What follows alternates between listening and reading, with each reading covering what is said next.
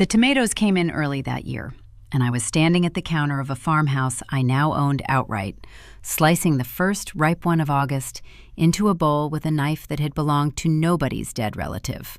I bought it myself, a plain Victorinox with a yellow handle, at the hardware store on Noland Road.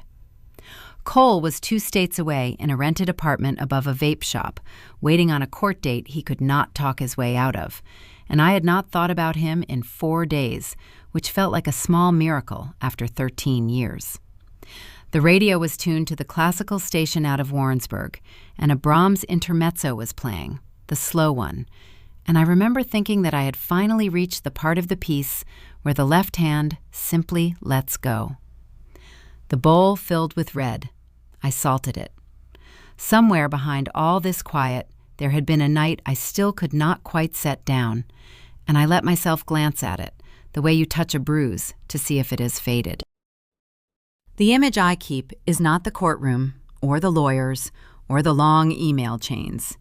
It is a manila envelope on a white tablecloth, propped against a bottle of Prosecco I had chilled myself, and a folded card beside it in his handwriting that said, "Happy Anniversary, F." That was 13 years to the day since we stood in front of a judge in Independence and promised each other the ordinary things. I opened the envelope thinking it was a gift.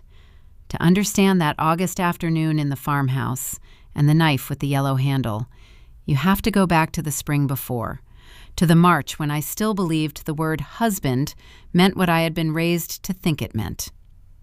I grew up in Raytown, the middle of 3 girls, in a brick ranch house my father kept up on a machinist's wages, and my mother filled with the smell of yeast rolls every Sunday.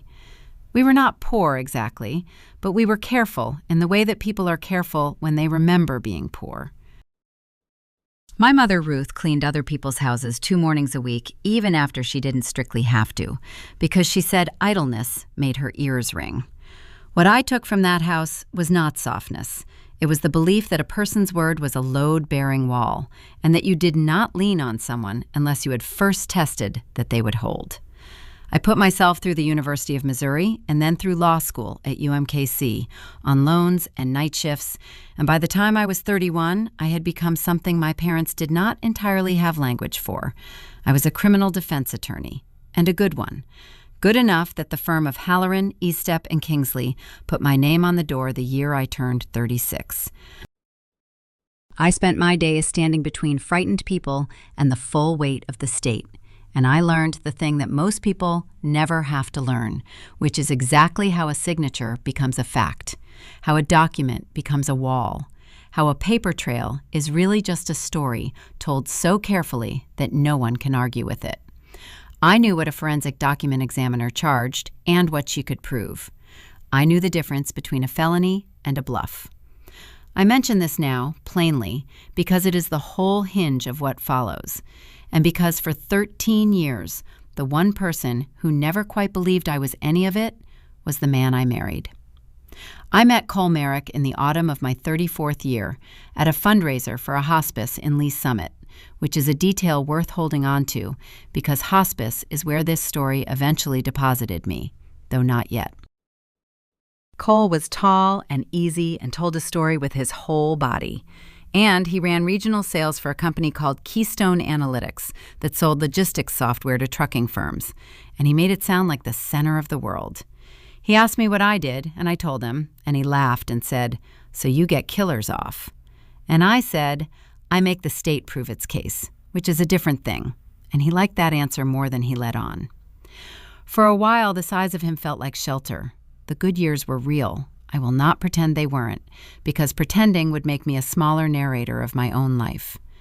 We bought the farmhouse together in the spring of our 3rd year, 11 acres off a gravel road south of Grandview, a 2-story clapboard place built in 1911 with a wraparound porch and a kitchen big enough to dance in.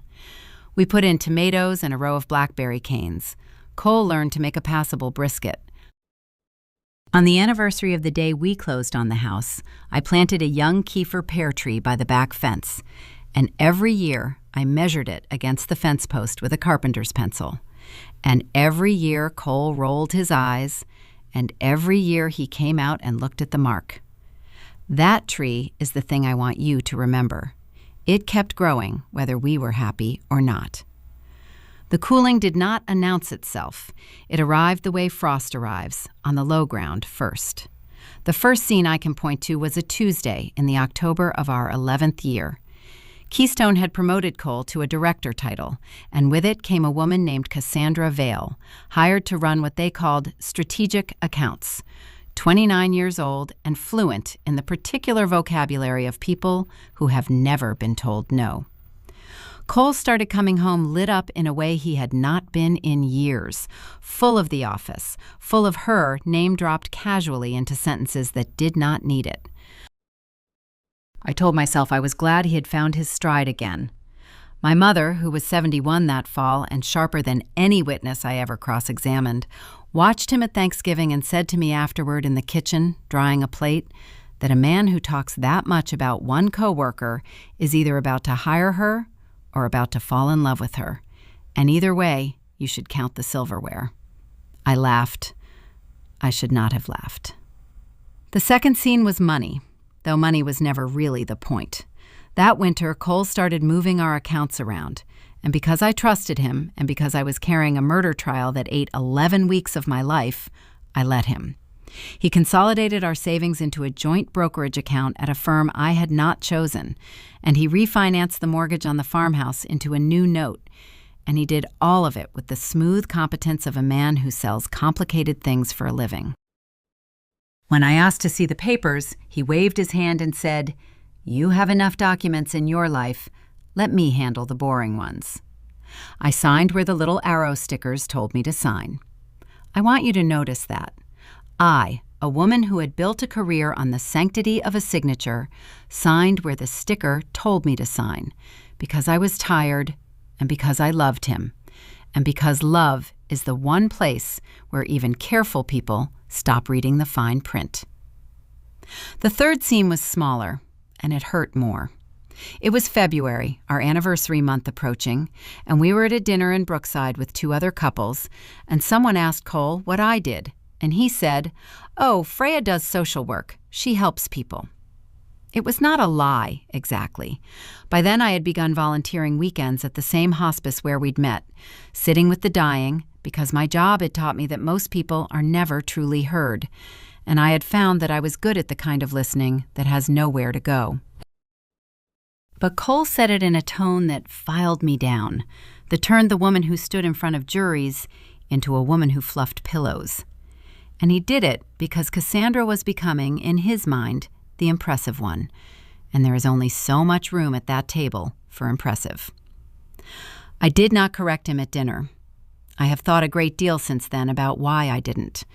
The truth is that I was measuring, the way you measure a witness who has just told his first small lie, watching to see if the next one comes. The next one came in March, 3 days before our anniversary. I found, in the pocket of a coat he sent me to fetch from the car, a receipt from the Raphael Hotel on the plaza. 2 nights, a bottle of Veuve Clicquot, room service for 2, dated a week when he had told me he was in Omaha for a Keystone Regional. I did not confront him. I photographed the receipt, front and back, with my phone, and I put it back exactly as I had found it. And I felt something in my chest do the thing it does in a courtroom when a case stops being a maybe and becomes a certainty. I did not know yet what I was building. I only knew that I had begun, without deciding to preserve evidence. Which brings me to the night the frame kept circling back to, the manila envelope on the white tablecloth. Our anniversary fell on a Saturday that year. I came home from a full day at the hospice, from sitting with an 84-year-old retired school teacher named Mr. Abernathy while his breathing changed, and I was raw in the way that work leaves you raw, and I wanted nothing more than to sit on our porch with my husband and eat something and be quiet. Cole had set the table in the dining room with my mother's tablecloth, the good white linen with the drawn thread border that Ruth had embroidered as a young bride. And there was a bottle of Prosecco sweating in the ice bucket, and there was the card in his handwriting. Happy anniversary, F. I'm propped against the bottle, a manila envelope with my name on it. He stood in the doorway with his arms crossed while I opened it, and I remember that his face wore the particular calm of a man who has rehearsed. Inside was a petition for dissolution of marriage, filed that morning in Jackson County, and stapled to it was a notice that I had been formally served, that a process server had, per the affidavit, delivered these documents to me at 9 that morning, which was a lie, because at 9 that morning I had been holding a dying man's hand. Cole had arranged for me to be served on our wedding anniversary, at my own dining table, with my mother's linen under it, and he had signed the card first so that I would open the sweetness before the blade. He said, "I think we both know it's been over for a while, and I think it's cleaner this way. No drama." Cleaner. He used the word cleaner. I want to tell you that I rose up in that moment, but that is not what happened, and I promised myself when I finally decided to tell this that I would not flatter myself into fiction. What happened is that I sat very still and read every page, because reading every page is the one thing I know how to do when the floor gives out. And on the 4th page, in the section attesting that certain marital assets had already been divided by mutual agreement, I saw my own signature. Freya Kingsley in blue ink, dated the previous November, on a document I had never seen. It was a good forgery. He had traced it from the mortgage papers, I would later learn, and he had done it because moving me out of the joint brokerage account required my consent, and I had not given it, so he manufactured it. Cole had forged my name to steal from me, and then he had served me the theft on our anniversary, as though it were a mercy. That was the cold click. I have tried many times to describe it, and the best I can do is this. It was the sound of a professional waking up inside a wife. For 13 years I had kept those two women apart, the one who cross-examined and the one who cooked brisket, and in that instant, sitting under my mother's tablecloth, they became one person, and that person was calm in a way that frightened me a little. I looked up at Cole, and I did not cry, and I did not shout, though I will not pretend that was strength. It was recognition. He had walked onto my ground. He thought he had ambushed a social worker.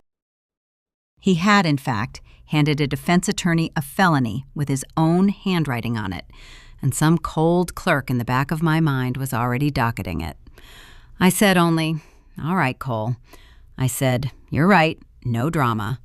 And I signed nothing that night, and I let him think that I was folding. I did not sleep. I sat in the kitchen with the lights off, and I did the thing I do for clients, which is to separate what I felt from what I could prove. What I felt did not matter to a judge. What I could prove was everything. So I made a list in my head, the way I would prep a case, and the first item on the list was that I needed the original documents, and the second was that I needed a forensic document examiner, and the third was that I needed to say nothing to Cole that would tell him I had seen the forgery, because a cornered man moves his money, and I wanted his money to sit exactly where he had left it, sitting on top of a crime. In the morning, I called Vanessa Okafor. Vanessa and I had shared a study carrel in law school and then 20 years of the profession, and she had left criminal defense for family law a decade earlier and become the most feared divorce attorney in Kansas City, the kind opposing counsel warns their clients about. I told her everything in one long, uninterrupted stream at her kitchen table in Prairie Village while her twin sons wrestled in the next room. And when I finished, she set down her coffee and said the thing that I needed to hear from someone who was not me. She said, "Freya, you're not going to fight this like a wife. You're going to fight it like the lawyer you are. And the difference is that a wife wants to be treated fairly, and a lawyer wants to win. And honey, you are going to win." Then she said, "But you have to let me drive, because you're too close. And a lawyer who represents herself has a fool for a client. And you taught me that." So I let her drive. The preparation took 4 months, and it was the most patient work of my life. The first thing Vanessa did was file a response that gave away nothing, a bland, cooperative-sounding answer that made Cole and his attorney, a Plaza office man named Grant Whitley, who charged $400 an hour and believed his own confidence, think that I was a grieving woman who wanted it over. We requested the standard financial disclosures, which every divorce requires, and Cole, believing he had already won, produced them, including the forged asset division agreement, which he now had to swear was genuine. That was the trap, and he walked into it wearing a good suit. The moment he certified under oath that the document bearing my forged signature was authentic, the forgery stopped being a private cruelty and became sworn fraud upon the court. Meanwhile, I did the quieter work. I hired a forensic document examiner named Doctor. Miriam Cho out of Chicago, who had testified in more than 200 cases and whom I had once watched dismantle a will contest in 90 minutes. I gave her exemplars, a decade of my genuine signatures, credit card slips, and closing documents, and the signature card from my own bank. And I gave her a certified copy of the forged agreement, obtained through discovery, so that its provenance could never be questioned. Dr. Cho worked for 6 weeks. She measured pen pressure and the ductus of the letters, the tiny hesitations where a forger's hand slows to copy a shape instead of writing it from muscle memory. She found in the F and the K the telltale tremor of a traced signature, the pen lifts in places where mine never lifted, the uniform pressure of a hand that was drawing rather than writing. Her report, 41 pages, concluded to a reasonable degree of scientific certainty that the signature on the asset division agreement was not written by the same hand that produced the exemplars. In plain English, which is the only English that matters to a jury, it was a fake, and she could prove it. I need to say something here about the conscience witness, because without her, I would have had suspicion and science, but not the human thread that makes a case breathe. Her name was Deb Salazar, and she was 56 years old and had been the office manager at Keystone Analytics for 19 years, and she had watched Cole rise and had never much liked what she saw. Deb reached out to me herself in May through a message that began, "You don't know me, but I've met your mother at the company picnic, and she's a good woman." Deb told me, over coffee at a Winstead's on the east side, that Cole had asked her in November to notarize a document, and that when she'd started to read it, he'd told her it was routine and to just stamp it, and that she had, because he was a director and she needed the job, but that it had bothered her ever since, because the woman whose signature she was notarizing wasn't in the room, and a notary is supposed to witness the signing. She had kept her notary journal, as the law requires, and the journal showed the date and the document and a blank where my thumbprint and presence should have been. Deb said, "I stamped a lie, and I've been sick about it, and if it helps you, I'll say so under oath, and I don't care what it costs me." It cost her the job, eventually. She told me later she'd have paid double. I want to be honest that the money in all this was never large, because this was not a story about a fortune. The joint brokerage account Cole had tried to raid held about $210,000, most of it my earnings. And the farmhouse carried equity of maybe $340,000, and there was a Keystone bonus of $31,000 he had hidden in a separate account. Those were the numbers. But the weapon was never the money. The weapon was the truth about a signature, and the crime was the forging of it. And Cole had built his whole plan on the assumption that I would never fight, because he had spent years telling himself and telling dinner tables that I was the soft one. He had confused kindness with weakness, which is the oldest mistake there is. By late July, everything was assembled. Dr. Cho's report was sealed and ready. Deb's affidavit was signed. The certified documents were in order. Vanessa had the family court hearing on the calendar, and I had, separately and quietly, a meeting arranged with an assistant prosecuting attorney in Jackson County named Terrence Ihejirika, who handled financial crimes, and who had listened to my summary with the still attention of a man who has learned to tell the difference between a wronged spouse and a real case. Forgery of that kind, in Missouri, is a felony. Fraud upon the court is its own serious matter. I did not have to raise my voice. I had to lay the documents on his desk in the right order, which is the only kind of violence I have ever been any good at. The reckoning did not happen in a courtroom, though that is where it was ratified.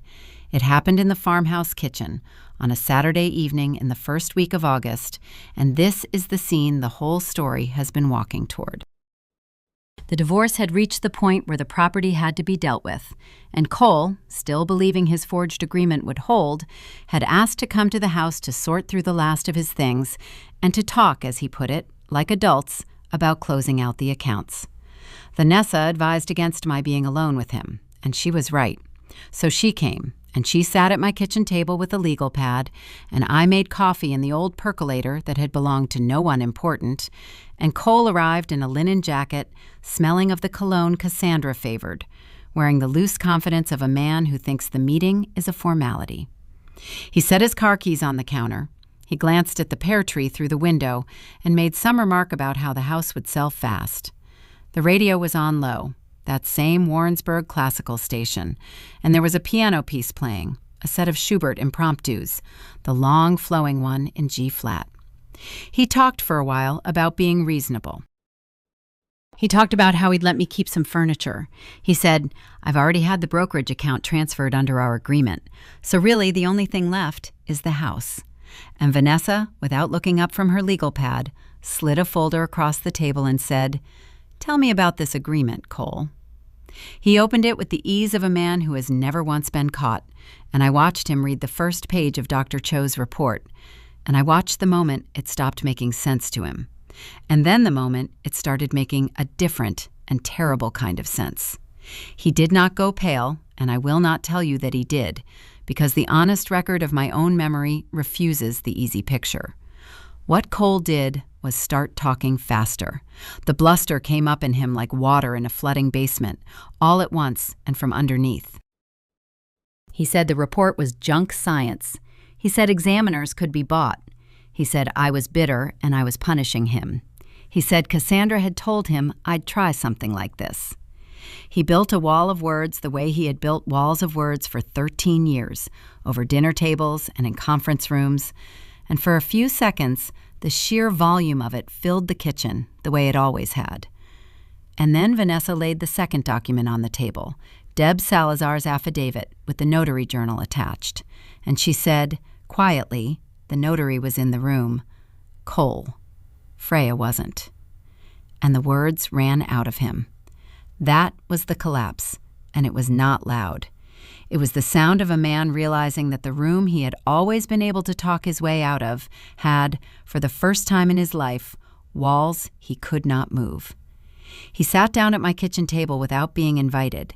He looked at the folder and then at me, and he said in a voice I had never heard from him, "What do you want?"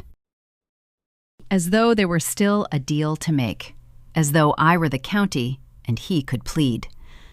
I let the Schubert play a moment longer, and then I told him, in the plain, unraised voice I use for the worst news I ever have to deliver, the voice I learned at the bedsides of the dying, the thing he had never once believed about me. I said, "Cole, I am a defense attorney. I have spent 20 years learning exactly how a forged signature is proven and exactly what it costs the person who forged it. You served me divorce papers on our anniversary, and you built them on a document you traced from my own hand. I copied the receipt from the Raphael before I even knew about the forgery, because some part of me was already keeping evidence." And then I told him the part that ended it. I said, "The assistant prosecuting attorney for Jackson County has my file. This isn't a threat, and it isn't leverage, and I'm not offering to make it go away, because it is already out of my hands. By the time the music stops, Cole, there won't be anything left for you to negotiate." And the impromptu, as it happened, was nearing its final phrase, the right hand climbing and then settling, and the last chord fell into the kitchen, and the radio went quiet between tracks. And Cole sat in that silence understanding, at last, that no one was going to save him, and that the soft one had been the dangerous one all along. He tried, once more, to bluster. He said I'd regret it. He said no jury would convict him over a household paper. He said I was throwing away 13 years. And I said, I'm not throwing anything away. I'm keeping the receipt. Then Vanessa told him, in the flat cadence of a professional, that he should leave and direct all further communication to counsel. And he stood, and he picked up his car keys off my counter, and he walked out of the farmhouse kitchen for the last time. I did not watch him drive away. I salted the tomatoes I had sliced before he came, and I ate them at the counter while Vanessa packed her legal pad, and she looked at me and said, "You okay?" And I said, "I will be." And for the first time in a year, that was simply true. The undoing of Cole Merrick did not happen all at once, and I have come to think that its slowness was its truest justice. It unspooled over the better part of a year, and I watched most of it from a distance, the way you watch weather move across a Missouri sky, seeing it come from a long way off. The family court moved first. Once Dr. Cho's report and Deb's affidavit were on the record, the forged asset division agreement was struck, and with it went the whole architecture of Cole's plan.